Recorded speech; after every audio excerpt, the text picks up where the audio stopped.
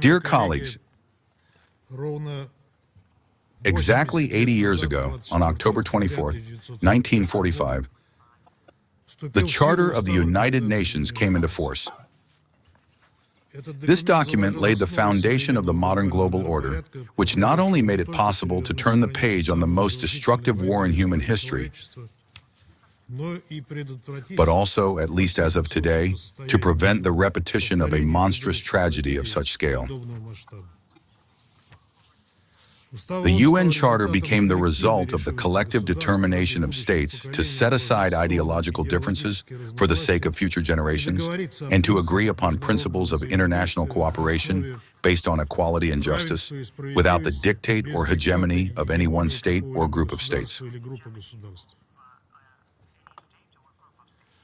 Since then, the United Nations has come a long way. Under its supervision, the process of decolonization was carried out, resulting in the independence of more than 80 former colonies. The UN actively contributed to the formation and codification of international law. One of its most important tasks became the conduct of peacekeeping operations, which have been and remain a direct embodiment of the international community's desire to come to the aid of those in urgent need, to help in resolving local conflicts, and to prevent their escalation. Over the years, the UN has also provided humanitarian assistance and contributed to sustainable development. Its mandates and areas of activity have expanded. Most importantly, it has managed to remain a unique and irreplaceable platform for dialogue and cooperation among all member states, large and small, rich and poor, strong and vulnerable. Over the past 80 years, the UN has had both successes and failures, both rises and declines. In our view, the greatest disappointment is the unresolved issue of what is probably the most long-standing problem on the UN agenda, the Palestinian one. Despite all the efforts made, we still have not been able to achieve the creation of an independent Palestinian state, the return of Palestinian refugees, and the establishment of peace on this long-suffering land. It is important not to allow this prospect to be crossed out and replaced by other schemes that deprive the Palestinians of their own state. The period marking the end of the Cold War became a most serious test for the UN and for the entire system of international relations.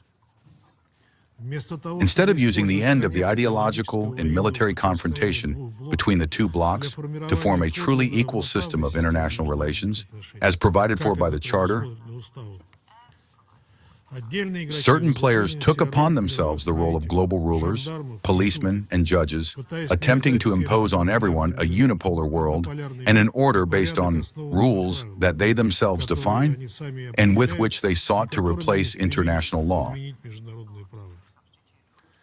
Systematic and gross violations of the principle of sovereign equality of states have steadily undermined faith in justice and led to crises and conflicts. In their efforts to preserve their fading influence and dominance, the West has divided the world into us and them, into democracies and autocracies, into a group of the chosen and the violators of the order they imposed. As a result, to this day, unfortunately, many of the principles enshrined in the UN Charter remain only on paper. The collective West has still not abandoned these attitudes, which provoke new conflicts and instability. The NATO countries did not stop at the bombings of Yugoslavia, which undermined international law, and have steadily shifted the Overton window toward normalizing their use of force and tools of interference in the internal affairs of states. From the invasion of Iraq and the organization of color revolutions to the recent bombings of Iran, they have justified and continue to justify their criminal actions by fighting against dictatorships, terrorism, and ephemeral threats. However, in reality, these adventures have each time resulted only in the tragedies of millions of people and in new centers of instability, depriving them of hope for justice and a bright future. Naturally, violations of the UN Charter and other norms of international law directly affect the role of the World Organization. Its authority, adaptability, and legitimacy have been repeatedly tested for strength. Trends of bloc confrontation have returned to common practice, and, even worse, double standards and selective interpretation of the principles of the Charter and their selective prioritization. There have also been increasing attempts to undermine the intergovernmental nature of the UN by imposing the participation of non-governmental entities, whose opinions a number of countries, in violation of the Charter, are trying to place on the same level as the opinions of states. However, it is becoming increasingly clear that all the West's efforts to turn back time and cement its own global hierarchy, to cross out and rewrite everything that the founding fathers of the UN agreed upon 80 years ago, are encountering ever more visible resistance from the world's majority. There is a growing demand for genuine multilateralism and equal cooperation based on taking into account the interests of all concerned parties. The strengthening of the positions of regional organizations, including BRIC and the SCO, which are built on principles of unity and mutual benefit, has acquired an irreversible character. Such a fundamentally new emerging atmosphere gives hope that we will be able to avoid a new global confrontation. That instead of blatant double standards and the open interference of certain states in the internal affairs of others, we will see respect for the principles of the UN Charter in all their interconnection, free ourselves from the language of hatred and intolerance, and finally come to true respect for human rights, not their politicization and use as instruments of pressure and interference. In this context, we see no alternative to measures aimed at restoring trust and building international dialogue based on the UN Charter, with the World Organization playing a central coordinating role, an organization that must gain new life. Our common responsibility is to prevent further degradation of the international situation, which exponentially increases the risks of escalation with all the ensuing consequences. This simply must be done for the sake of future generations. However, to begin with, as in the past, it is necessary once again to reaffirm consensus on the fundamental parameters of international cooperation. In this regard, we are very satisfied with the statement I announced today, which was prepared on the initiative of the Russian Federation by the President of the Security Council on the occasion of the 85th anniversary of the United Nations.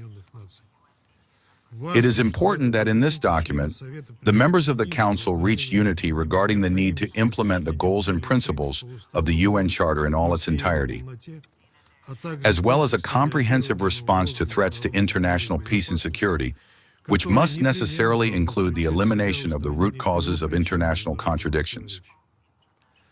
We are grateful to all members of the Security Council for their support of this Russian initiative, as well as for their constructive contribution during the coordination of the document.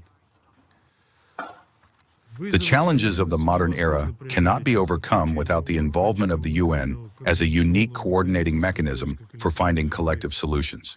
The crisis of confidence in the World Organization can be overcome only through the conscientious coordination and implementation of intergovernmental decisions, and by adapting the UN system to the changed realities under the leading role of the member states.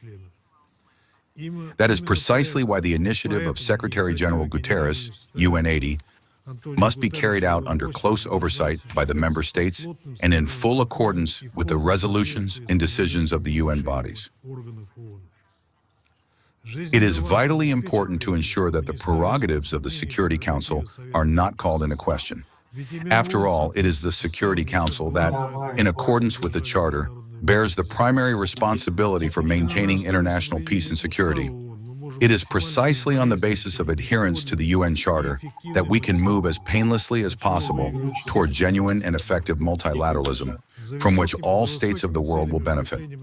Behind the lofty goals of strengthening a multilateral world order must stand concrete measures to restore professional diplomacy, a culture of dialogue, the ability to listen and to hear, as well as the development of crisis communication channels. There is a foundation for this, the charter of our organization. If all states without exception follow both its spirit and its letter, fulfilling all its provisions, and not only those that are convenient for them, the United Nations will be capable of overcoming current disagreements and reaching common ground on most issues. We invite interested partners to an honest discussion and vigorous work that would lead us to concrete results in the interests of peace throughout the world and the prosperity of all humankind.